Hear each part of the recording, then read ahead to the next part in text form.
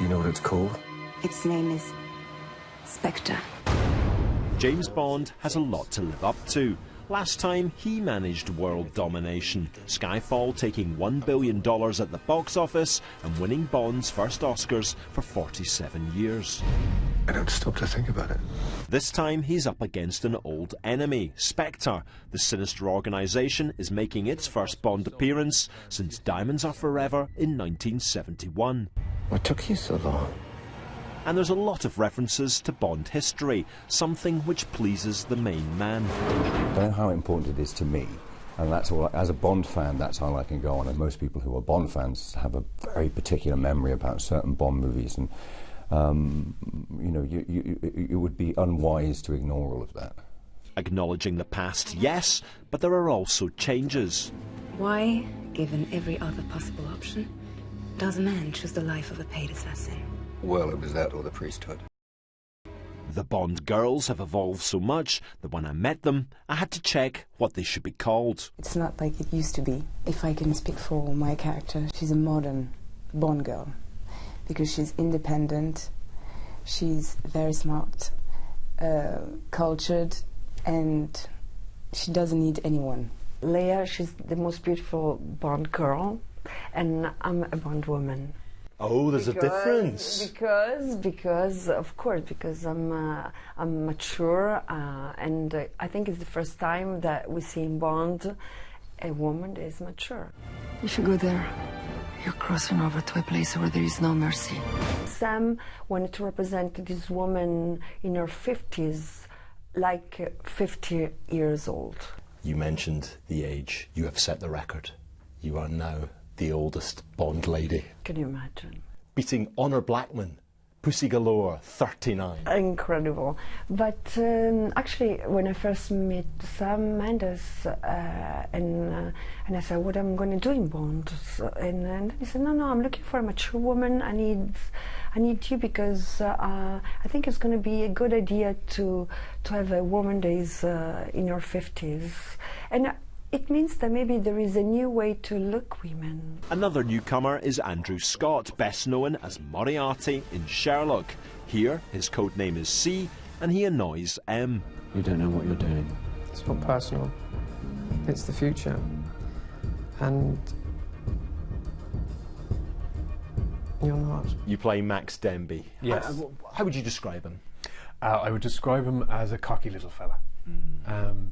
He's the head of a new organisation called CNS, which is the Centre for National Security, and so he's got very specific ideas about what way surveillance should go in this new digital age. What was the day like when the door knocked and the script was delivered to you? It's a little bit like James Bond getting the script. Most scripts that you know, you get a career and there's your name written on every page and there's a serial number, so you have to plot as everything in Bond, so yeah, you have to be very careful not to tell anybody about it. I mean, Sherlock, one of the other great secrets as well. You must spend so much of your life having to just lie. Yeah, or just being really silent. I just sleep a lot. Right. So people can ask you stuff if you sleep. Magnificent, isn't she? 0 to 60 in 3.2 seconds. A few little tricks up her sleeve. But of course, a couple of Bond's most trusted companions are back. Ben Whishaw, Q, Naomi Harris, Moneypenny. This is the second Bond film you've both been in. How much easier to return than be the newcomers? Oh, it's great. Yes, it's much nicer. So much better, isn't it? Yeah. We're a lot more relaxed this time, yeah. I think the first time, you know, Skyfall, it was a brilliant journey, but the whole time I was a bit kind of like, oh my gosh, this is a bit overwhelming, and am I doing okay? And all those kind of questions float through your brain, and this time you're just like, I can just enjoy it because I've been invited back, so I think I did okay. There's not one person at MI6 who isn't talking about it. Talking about what, exactly?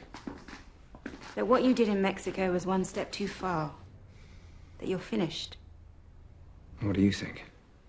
I think you're just getting started. You've got the unusual duo of having been in Suffragette and James Bond. How do you think the Suffragettes would get on with James Bond? Well, I'm sure they'd really appreciate his